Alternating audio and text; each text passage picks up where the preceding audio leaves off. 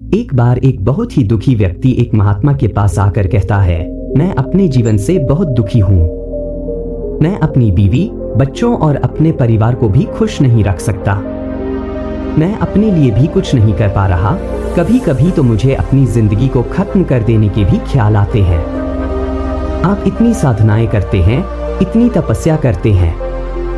क्या आप मुझे कोई ऐसा मार्ग बता सकते हैं जिससे मैं अपने बुरे वक्त से बाहर आ सकूं? मेरा बहुत बुरा समय चल रहा है। 2 वक्त की रोटी का इंतजाम करना भी मेरे लिए बहुत मुश्किल हो गया है। अब आप ही बताइए कि ऐसे वक्त में मैं जिंदा रहूं तो कैसे रहूं? कैसे अपने परिवार को खुश रहूं? कृपया करके कोई साधारण सा तरीका बताने की अनुकंपा करें ताकि मैं आसानी से समझ सकूं, क्योंकि मैं बहुत पढ़ा लिखा नहीं हूं। अगर आप बड़ी बड़ी ज्ञान की बातें करेंगे तो शायद मैं कभी समझ भी नहीं पाऊंगा।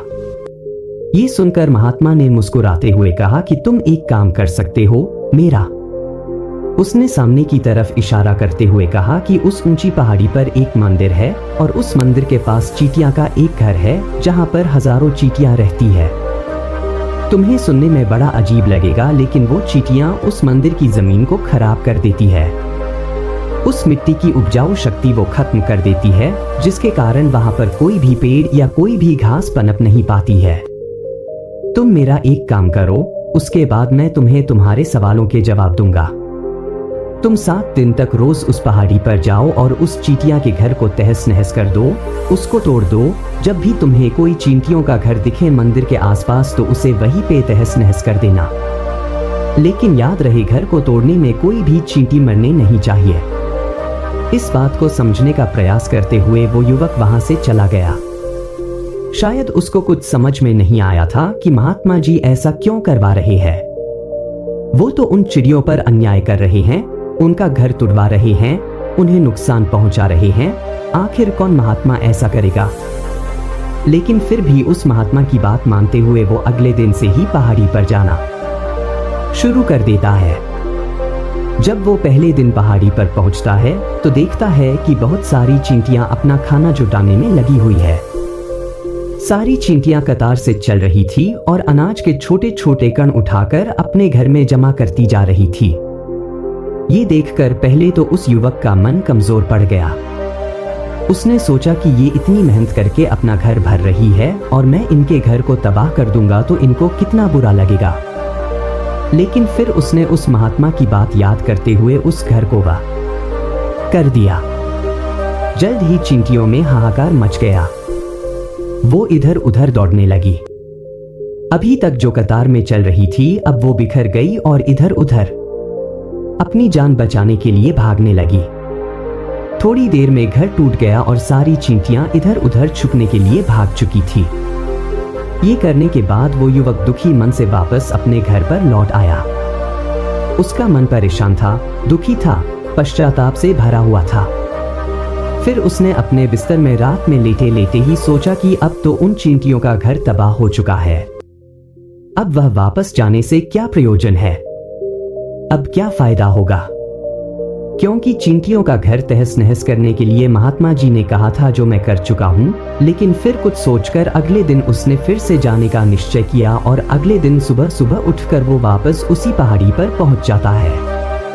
पहाड़ी पर पहुंचकर वो उसी जगह पर पहुंचता है जहां पिछले सुबह उसने उस घर को तहस नहस कर दिया था। लेकिन वो ये देखकर चौंक जाता है कि उन चींटियों ने फिर से अपना घर उसी जगह पर बना लिया था। कि ये चींटियां कितनी मूर्ख है। इनको पता है कि कल ही इनका घर इसी जगह पर तबाह किया गया है और उसी जगह पर उन्होंने अपना नया घर भी बना लिया। और ये सोचकर वो आदमी हंसने को हुआ, लेकिन फिर से महात्मा की बात याद करते हुए उसने उन चींटियों का घर फिर से तबाह करना शुरू कर दिया।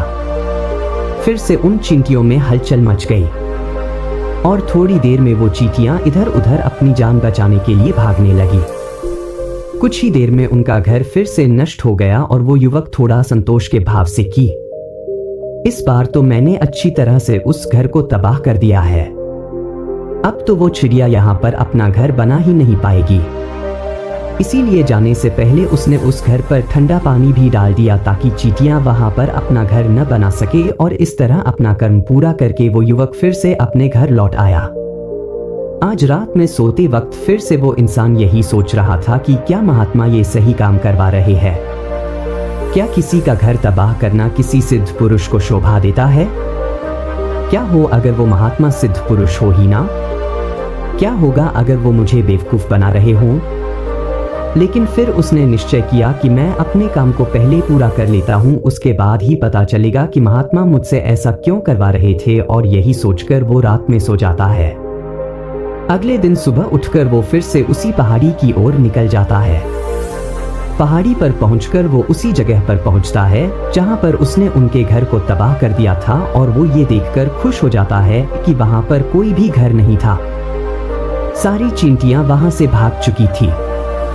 अब उसने सोचा कि अब मेरा रोज रोज आने का क्या प्रयोजन, क्योंकि चींटियां तो अपना घर बदल चुकी है और महात्मा जी ने मुझे 7वें दिन आने के लिए कहा था, लेकिन आज तो तीसरा ही दिन है। अब बाकी 4 दिन वापस आने का क्या प्रयोजन? और यही सोचकर उसने निश्चय किया कि यहाँ से वो सीधा उसी महात्मा के पास जाएगा और उनको ये सारी खबर बता देगा। जब वो वापस मुड़कर उस पहाड़ी से उस महात्मा की कुटिया की तरफ जाने लगा तो उसने देखा तो अचानक उसकी नजर एक और घरौंदे पर पड़ी जो कि चींटियों का ही बनाया हुआ था। मतलब कि वो घरौंदा चींटियों ने ही बनाया था और अब वो चींटियां नए घर में वास कर चुकी थी। ये नया घर उनके पुराने घर से थोड़ी ही दूरी पर था और जब उसी युवक की नजर उस घरौंदे पर पड़ी तो उसने सोचा कि शायद महात्मा को पता था कि ये चींटियां अपना घर यहाँ से बदलकर किसी दूसरी जगह पर बना लेगी, इसीलिए उन्होंने मुझे 7वें दिन आने के लिए कहा था। और ये विचार करके वो उसका नया घर भी तोड़ने के लिए पहुंच जाता है। जब वो वहां पहुंचा तो चींटियां उसी तरह अपने कार्य में लगी हुई थी। वो अपने लिए खाना इकट्ठा कर रही थी और अपने घर में जमा करती जा रही थी जो पुराना घर टूटा था। वहां भी अनाज के कारण बचे हुए थे और चींटियां वहां से भी अनाज इकट्ठा कर करके वापस अपने नए घर में ला रही थी। अब यहाँ पर फिर से युवक का मन थोड़ा कमजोर पड़ गया, क्योंकि वो खुद भी कमजोर था, खुद भी वक्त का मारा हुआ था, इसीलिए उसके मन में उन चींटियों के प्रति दया का भाव उमड़ रहा था। उनके ऊपर उसे दया आ रही थी। वो चाहता था कि उनकी मदद करे, लेकिन वो उल्टा उनको नुकसान पहुंचा रहा था। लेकिन उस महात्मा की बात को याद करते हुए उसने फिर से उस घर को तोड़ने का निश्चय किया और उसने इस बार बड़ी ही सावधानी के साथ बिना किसी चींटी को कोई नुकसान पहुंचाए वो घर तबाह करना शुरू कर दिया।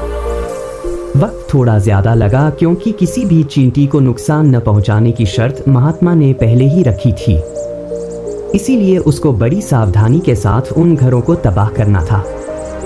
लेकिन आखिरकार उसने उस घर को भी तबाह कर दिया और उस घर को तबाह करने के बाद वो बड़े ही दुखी मन से, इस बार वो पहले से भी ज्यादा दुखी था, क्योंकि उसने उनका नया घर भी तोड़ दिया था। वो उन चींटियों को बसने ही नहीं दे रहा था और वो अब अपने आप को शैतान या दानव समझने लगा था। लेकिन फिर भी उस महात्मा की बात को मानते हुए वो अपने घर पर दुखी मन से वापस आ गया। रात में सोने से पहले एक बार उसने फिर से सोचा कि मैं कितना बड़ा शैतान हूँ, कितना बड़ा दानव हूँ। पुराना घर तो छोड़ो, मैं उन चींटियों को कहीं भी बसने के लिए कोई जगह ही नहीं दे रहा हूँ।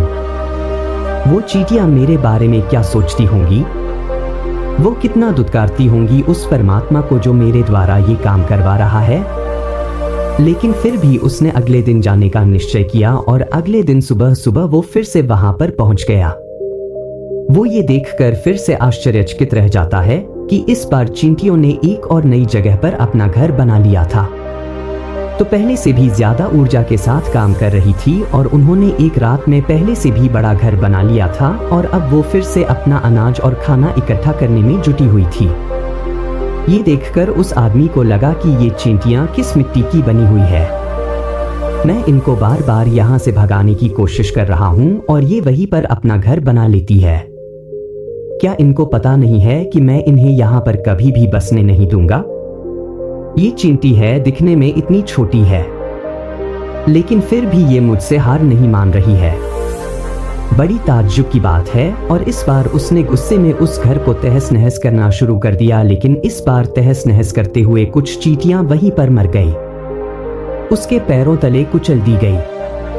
कुचलने के बाद जब वो अपने अहंकार से बाहर आया तो उसने देखा कि गुस्से में उसने उन चींटियों को कितनी क्षति पहुंचा दी है। उसका मन पश्चाताप से भर गया और वो रोता हुआ अपने घर की तरफ बढ़ गया।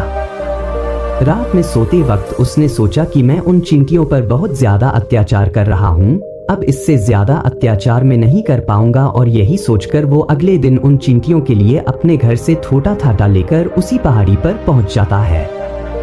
आज उसके मन में उन चींटियों के प्रति श्रद्धा का भाव था, दया का भाव था। आज वो उनकी मदद करना चाहता था, और जब वो वहां पर पहुंचा तो चींटियां फिर से अपने नए घर को बनाने में जुटी हुई थी। उसने बड़ी ही करुणा के साथ उन चींटियों को अपना लाया हुआ आटा खिलाया और अगले 3 दिनों तक वो ऐसा ही करता रहा। वो रोज सुबह जाता और उन चींटियों को अपने हाथों से आटा खिलाता।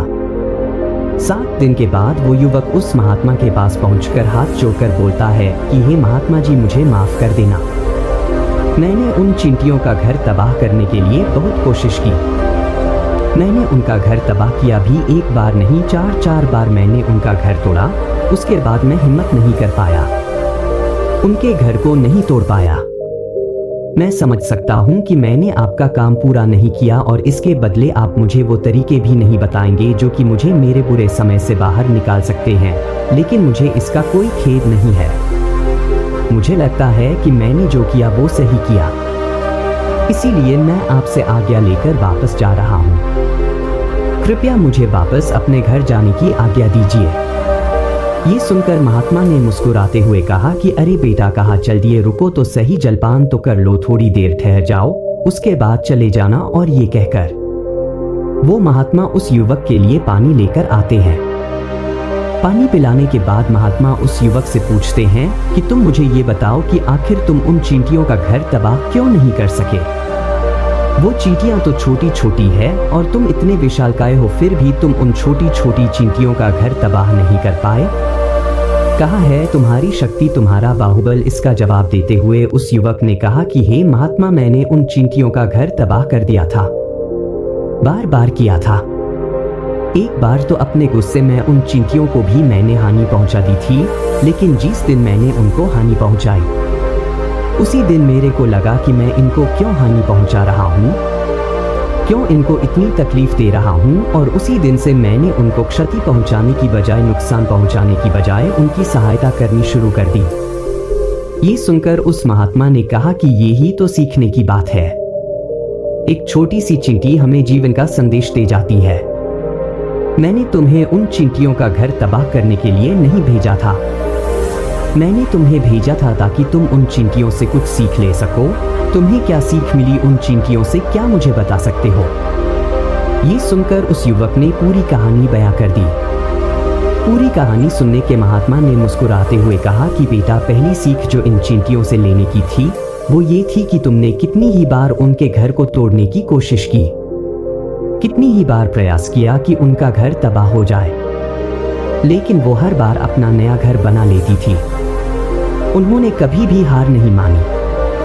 अगर वो हार मान लेती तो वो चींटियां तुम्हें वहां पर नहीं मिलती। जीवन कार्यशीलता का नाम है, कर्मशीलता का नाम है, लेकिन हम मनुष्य 1-2 बार हार मिलने पर ही टूट जाते हैं, हताश हो जाते हैं और फिर जीवन में प्रयास ही नहीं करते। और कुछ लोग तो अपनी जिंदगी को खत्म करने पर उतारू हो जाते हैं। लेकिन जानवरों में तुमने एक बात देखी होगी कि वो अपना जीवन खुद से, स्वयं से कभी खत्म कर ही नहीं सकते हैं। तुमने कभी नहीं सुना होगा कि किसी जानवर ने आत्महत्या कर ली, चाहे वो जानवर कितना ही भूखा क्यों ना हो, कितना ही दुखी क्यों ना हो, लेकिन वह अपने जीवन के लिए हमेशा संघर्ष करता रहता है। लेकिन वहीं पर दूसरी तरफ हम मनुष्य 1-2 बार हताश होने पर ही अपना जीवन खत्म कर लेते हैं। जीवन तो कर्मशीलता है, कर्म करने का नाम है। जीवन और मृत्यु आखिरी विश्राम है, परम विश्राम है। इसीलिए मृत्यु से पहले कर्म करना कभी मत छोड़ना, क्योंकि मृत्यु के बाद तो तुम परम विश्राम में चले ही जाओगे। तो उससे पहले कर्म करना क्यों छोड़ रहे हो, क्यों हताश हो रहे हो? अगर तुम्हारा एक घर टूट गया है तो दूसरा घर बनाने का प्रयास करो, कोशिश करो, और कोशिश करने वालों की कभी हार नहीं होती। ये तुम उन चींटियों से देख चुके हो। देखने में तुमसे कितनी छोटी है वो चींटियां और तुम इतने बड़े हो, लेकिन उनका मन तुम्हारे मन से इतना बड़ा है, इतना विशाल है। इतना दृढ़ संकल्प ही है कि इतनी बार घर टूटने पर भी उन चींटियों ने कभी हार नहीं मानी। दूसरी सीखी यहाँ से लेने की थी, वो ये थी कि जब भी हमारे ऊपर बुरा समय आता है, हमें लगता है कि ये समय कभी नहीं जाएगा, ये समय मेरे जीवन को बर्बाद कर देगा, मुझे कभी नहीं जीने देगा, और अपने इन्हीं ख्यालों से, अपने इन्हीं विचारों से, जिनका असलियत में कोई भी अस्तित्व नहीं है, वो सिर्फ विचार है, और वही विचार हमारे मन को दुखी कर देते हैं और इसीलिए हम प्रयास करना भी छोड़ देते हैं। लेकिन तुम खुद सोचो कि बार बार प्रकृति हमें क्षति पहुंचाएगी, नुकसान पहुंचाएगी, लेकिन कब तक पहुंचाएगी? अगर हम बार बार फिर से उठ के फिर से नया प्रयास करते रहेंगे तो प्रकृति हमारे सामने घुटने टेक देगी, और वो भी एक दिन हमारे ऊपर दयावान हो जाएगी, कृपालु हो जाएगी, और वो हमें सब कुछ देने लगेंगी जिसकी हमने कभी कामना की थी।